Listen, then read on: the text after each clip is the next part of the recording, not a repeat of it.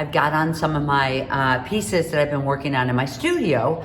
But really what I want to talk to you guys about is I'm gonna be turning you guys on to just a couple different ways on how to create your own bezels, how to make things your own. I'm always talking about things like that. And, you know, I just kind of want to show just some simple things. So, you know, whether you guys are able to do this or not, or whether I'm just reminding you, this looks a little bit familiar, right? This type of idea. You've got the film also as close up. So check it out closer with your film. But I'm pretty excited about just using the ideas of when you get in a new bezel. This one actually has a couple layers in here. And I'm excited. So I'm just gonna show you guys two that are, you know, cut out with the jeweler saw, just to get something really super unique and, you know, just use it throughout. Okay, sound good? All right, enjoy. Okay, you guys, I wanna show you a couple interesting bezels that we can do ourselves. The more, I always talk about, the more we can put our own hand into our work, the more valuable our piece is, because nobody else has anything like it.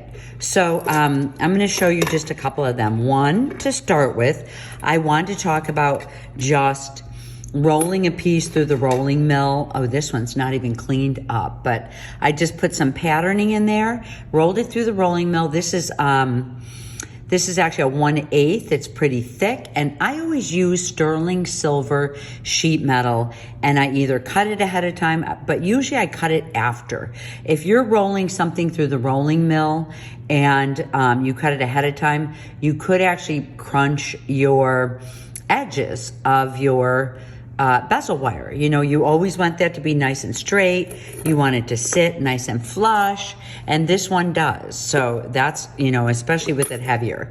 So you really can press on your own patterns. I'm gonna just show you pressing on a leaf pattern. Here are two of the sizes that I'm gonna use today. This is a 1/8. These are both sterling silver. This is a thinner gauge because I wanna burnish this. And this is a 1/2 inch. And this is also, these are both,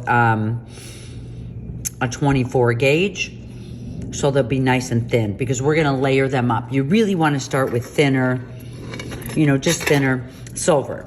Now, I'm pulling out some of my old metal. This is just a little tip for you guys. It's like when I pull out something that has liver of sulfur on it already, or it's just really dirty and it's been in my studio for a long time, before I put in pickle, it's gonna take a long time in the pickle. So what I do is I will just get over here to my torch, put it on low, and just kind of bring it up to a red glow so we can get rid of some of this stains.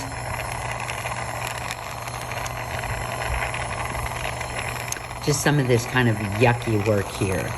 And then I'll throw it in the pickle, and it'll work a lot quicker, especially with liver of sulfur.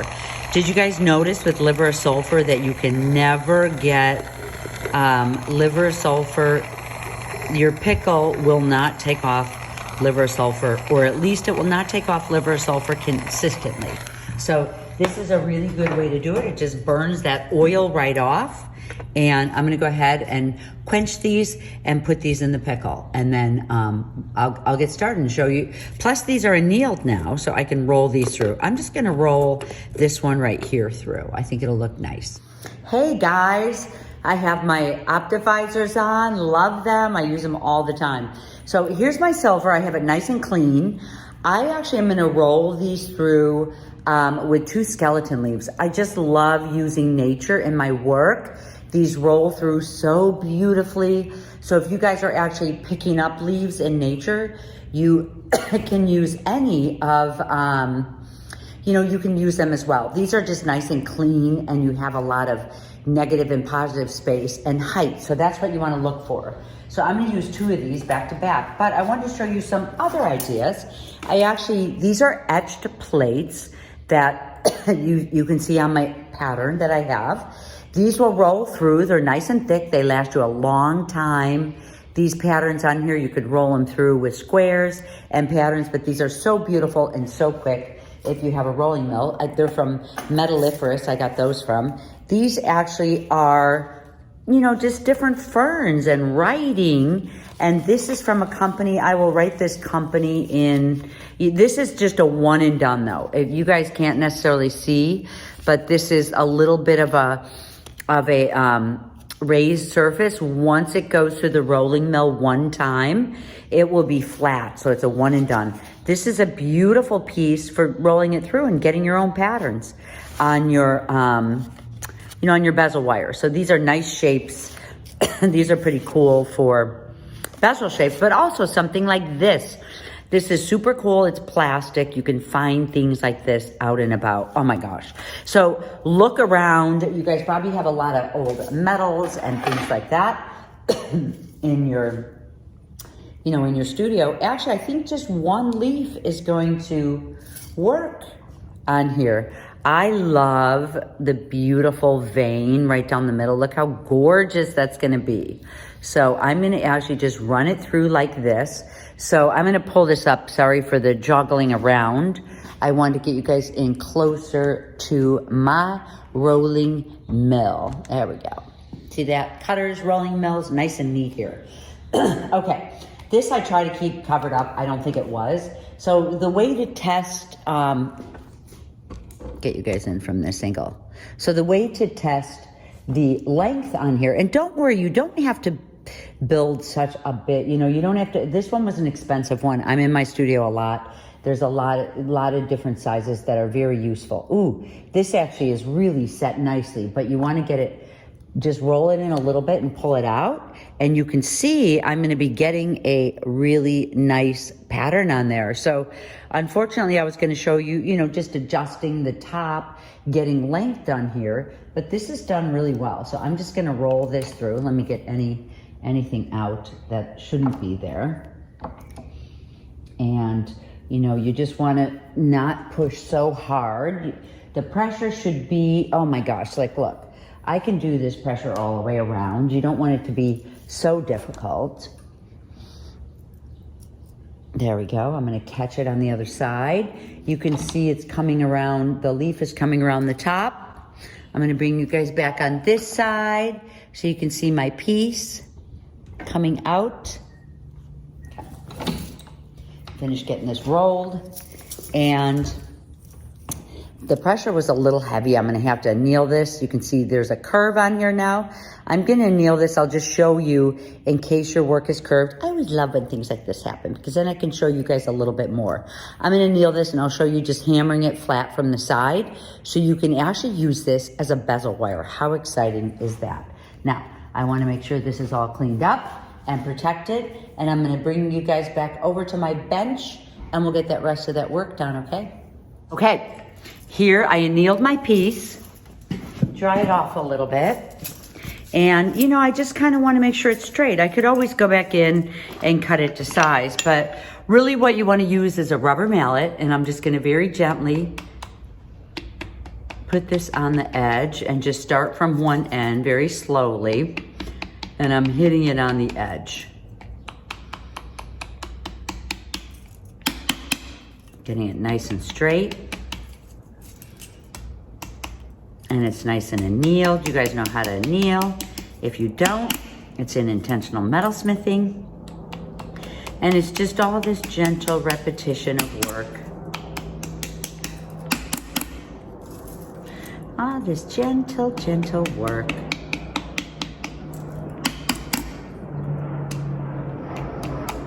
And when it is annealed, you want to be very careful hitting it from the side because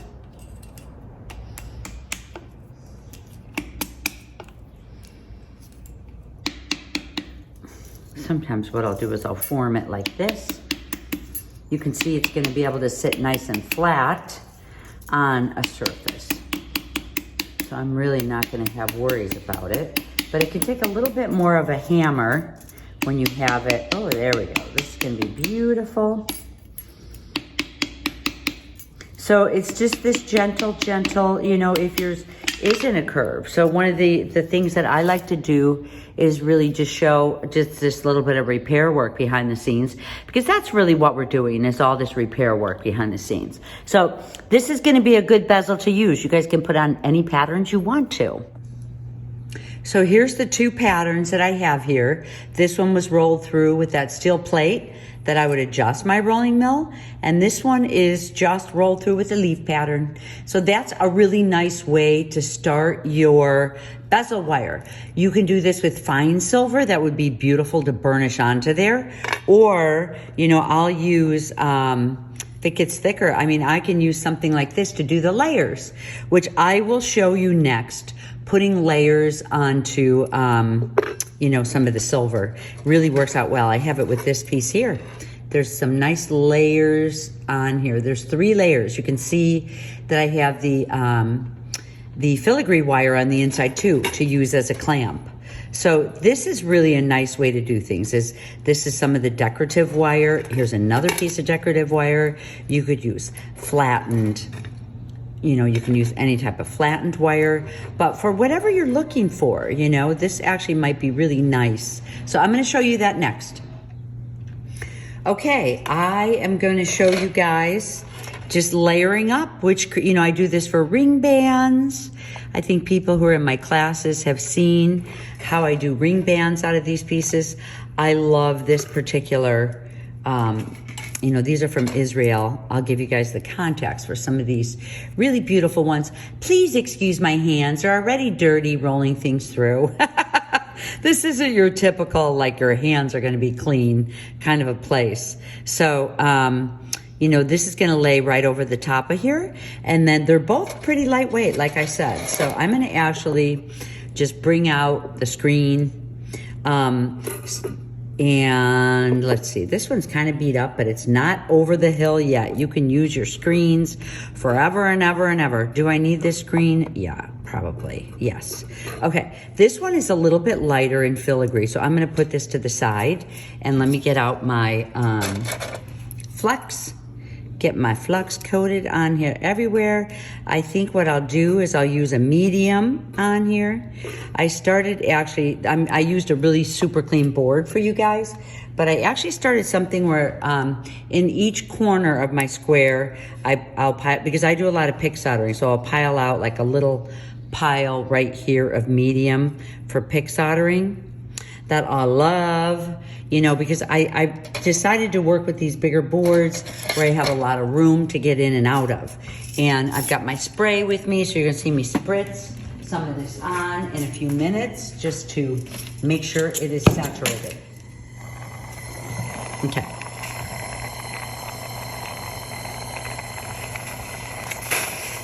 Okay. This is big enough where I can put my flux up here. And I'm just gonna do a good sweat solder over the top of here.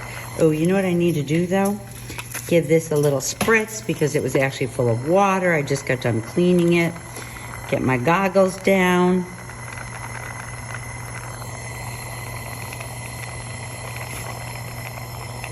There we go, wherever my,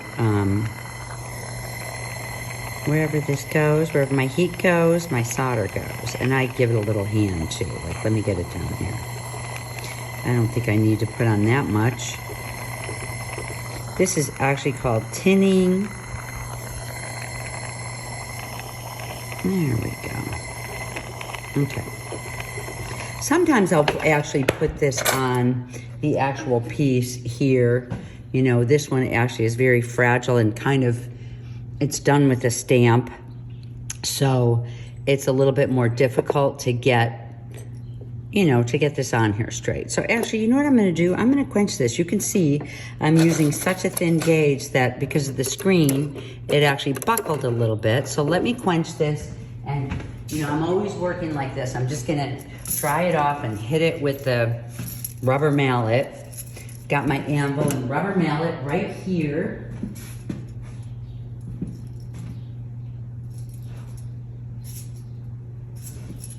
There it is. Okay.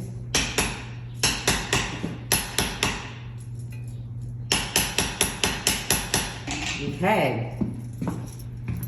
Yeah, my screen is a little bit buckled, but It does the job well. Okay, so I need to make sure this whole piece is fluxed and this piece is fluxed.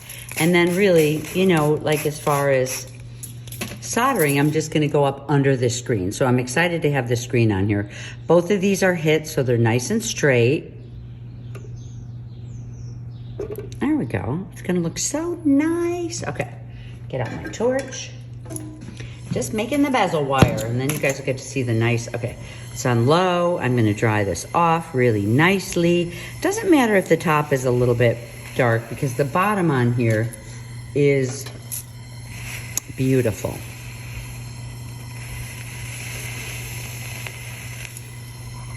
There we go, up and under. Now I'm just gonna focus under, get my bricks hot, focus under my piece, get my screen really hot. Because of the fragility of the piece on top, I just want to be careful to not have this too hot. This is the first time I'm soldering today, so my bricks are not warmed up. I love it once my bricks get warmed up. There we go. I'm just going to lay this down a little bit. This will help out the whole process. Okay, once this is done, now I can just get under a little bit like this. And there we go. See that? It's gonna be a done deal. Now, when you're turning these and using them as bezel wire, you're really gonna wanna make sure that you have this down nice and solid and tight. You wanna quench your pick if you're touching your piece with it. Yep. There we go. You just wanna make sure everything is solidly secure before you start bending pieces around. So even more so, and this can be the, you know, it'll, every time you solder, every time you go in and solder, your piece gets more and more secure. So anyway, this is gonna be a really nice bezel wire. I'm really excited about it. It's gonna hold up really well. You know, this is made out of a stamp. The original pattern is made out of a stamp, so it's not gonna hold up well as bezel wire. This one will be beautiful. If you like, you could go in and cut around these, you know, the balls here, the little granulation, and I'll show you with this one because you can see it better. You know, if you want to, with the sterling silver behind there now, you can cut around the granulation and you'll have a really nice way to hold your stone in place. Would be beautiful. Okay, so that is the second type of bezel that I wanted to show you guys today. I am gonna tape down the end. You guys can see I'm wearing a little bit of my lipstick today, right? I'm just gonna tape this down. It's a little long on one end. Okay, that's right. So you're gonna have a little excess on the end. And I'm gonna take a nice sharp marker. And this is a pretty cool one. This is what I did actually with one of my pieces a few years ago. So I really like this. You guys can see well. Again, don't mind my hands. And I'm just gonna go in, you know, and this is gonna be areas that I cut out. So we're gonna start right here. These are gonna be areas. I'm just gonna cut these things out. I'm gonna cut right in here. I'm putting some marks in here that are really just marked out to the spot. And this is gonna actually be what I use to cut out. So I'm being careful, using the same size, marking it out. And then I'm gonna use my jeweler's saw and knock out some of these pieces.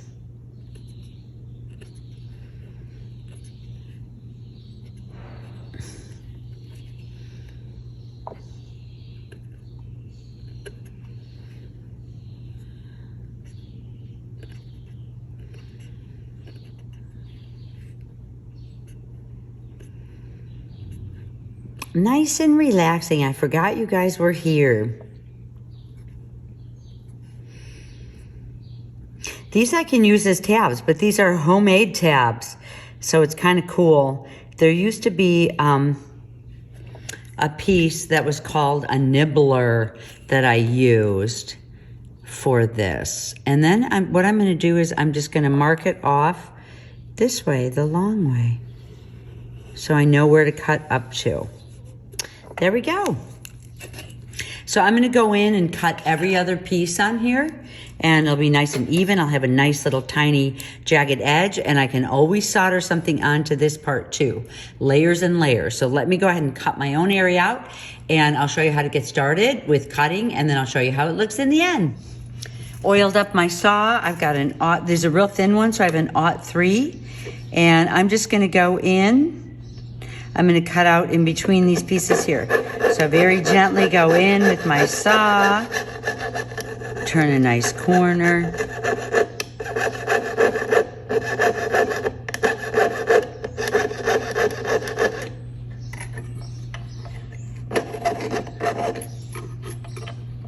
I should be in this section right here. I do like this little section. This is Thomas Mann's jeweler saw, and it really, oh.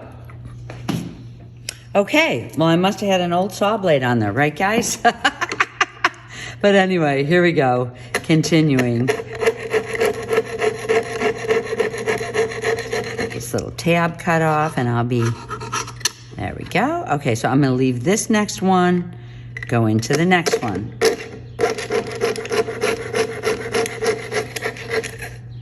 If you guys, I made this video on the jeweler saw years ago. You guys are welcome to watch it, but it's an old one. I kind of talk about everything to do with the jeweler saw.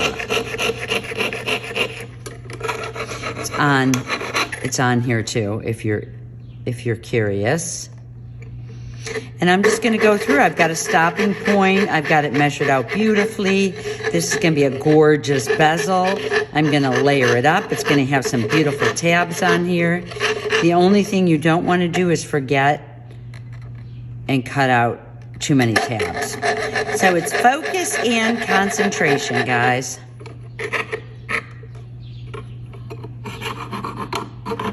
Get in here like this. There we go. So it's looking like this.